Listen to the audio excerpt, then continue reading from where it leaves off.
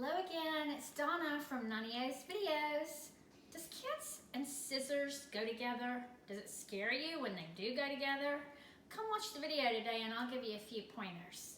See you in a minute. All right, so today we're going to talk about cutting.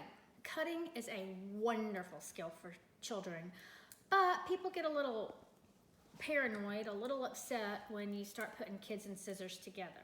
So let's just say that you're good with it, and let's just talk about cutting and why it's so great. When we talked about Play-Doh, we talked about those fine motor skills. Cutting is an amazing fine motor skill. I mean, think about it.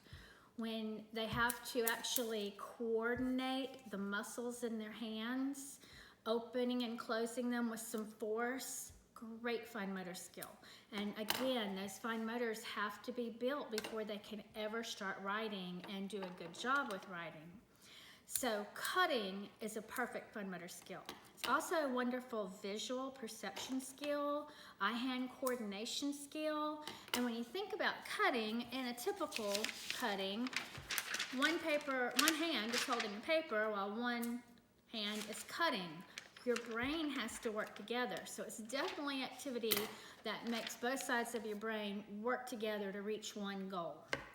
But now let's talk a little bit about ages, all right?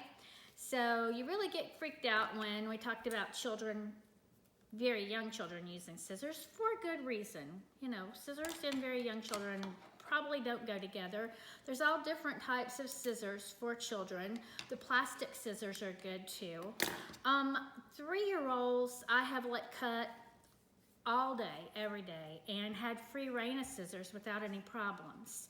But the younger the child, just know some things about the younger the child. I have the Play-Doh out. Remember the Play-Doh we made the other day? Children love to cut Play-Doh. And I tell you, if you've never tried it, there's just something about cutting Play-Doh that is just therapeutic. I don't know. Try it. It just feels so good. Yes, it can make a mess, so, you know, pick it up after. But cutting Play-Doh is a wonderful activity for a very young child because a very young child is going to snip. They're not going to cut. They're going to snip. So cutting Play-Doh allows them to snip and be successful at snipping. There's so many things when you get paper, it's hard to snip and feel successful with it. Even though a very young child with paper, they're gonna do this. They're just gonna snip and you're gonna go, cut the paper, cut it out, cut on the line, and they're just gonna snip.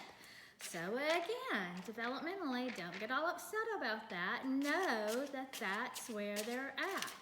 And they're not going to be able to hold the paper like I'm holding the paper. If you're trying to help a very young child, it's okay to put the paper on the table and kind of pull it off, not leave the paper on the table, but kind of pull it off so there is an edge and let the table help them hold it. That's fine. Just let them snip. Find activities that they can snip and be successful at though, okay? Another crazy thing is when they're sitting with an older child, because again, cutting's one of those things. You can have a 3-year-old sitting here and an 8-year-old sitting there and they're both cutting and using scissors and even using a lot of the same things, but doing it their own way. I happen to have a lot of these and I have found that children love cutting up beads.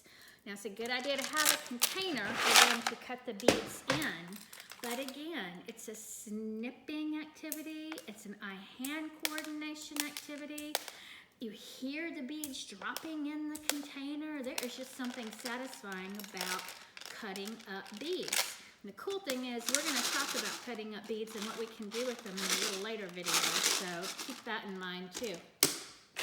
So any kind of snipping activity is really, really good for young children, okay? And if you're also talking about a 3 or 4-year-old, heavy paper is good. Manila folders.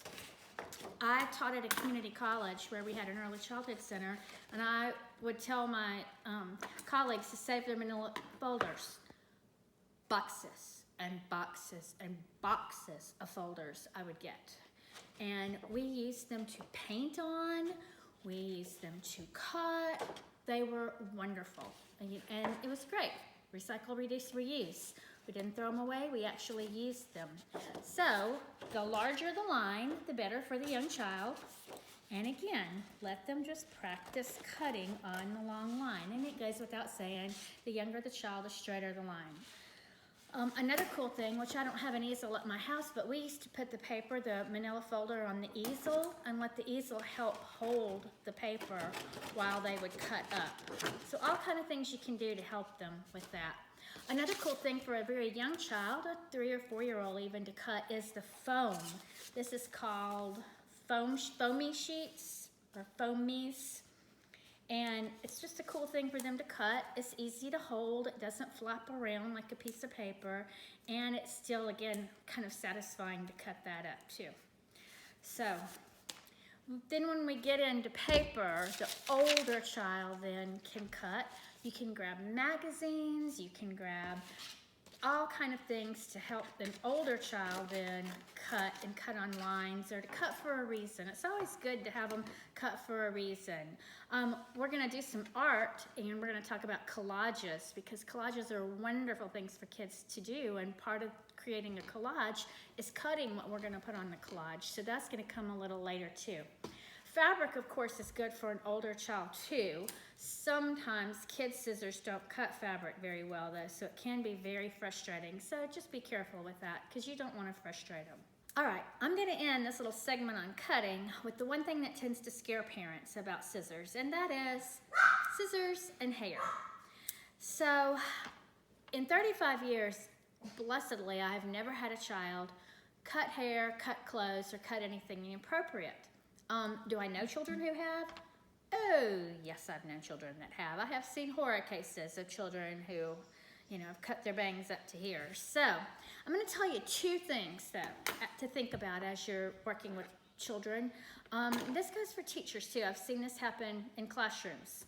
Number 1, when you hand scissors to children, please do not say, "Don't cut your hair and don't cut your clothes and don't cut the leaves and don't cut."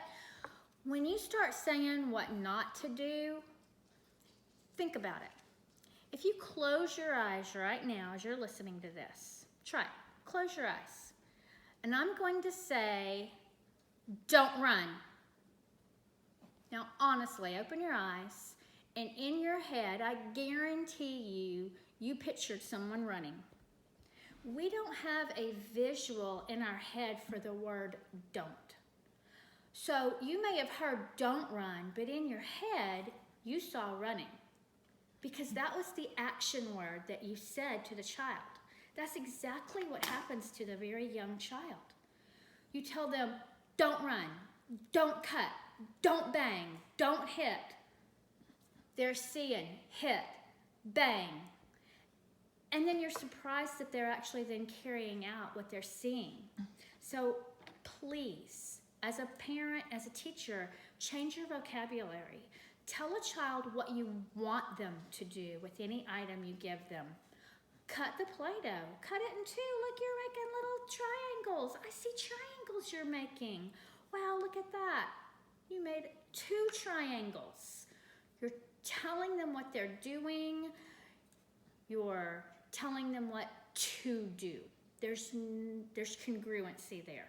Their brains, their visual, their actions are all working as one. So that's number 1 tip. What to do, not what not to do. And the other thing, and this is with older children, and I call it my bean lesson. And true story here. Years and years and years and years ago, I was sitting with my cousins at my grandmother's house, and we had found the game Don't Spill the Beans. I don't know if you remember that game, but there were real pinto beans. I don't even know if they were supposed to be real pinto beans, but it just so happened that there were real pinto beans in that game. So we were sitting on the floor in the blue room, and we were playing Don't Spill the Beans. Actually, we were getting the game kind of set up. And my aunt walks by the hall, and she says, "And don't be putting beans up your nose." 10 minutes later, she was finding the tweezers to pull the bean out of my cousin's nose. I have every confidence that none of us would have even thought about putting a bean up our nose unless a except that she walked by and said it. She kind of advertised how he then could get attention. She told him basically what to do by telling him what not to do.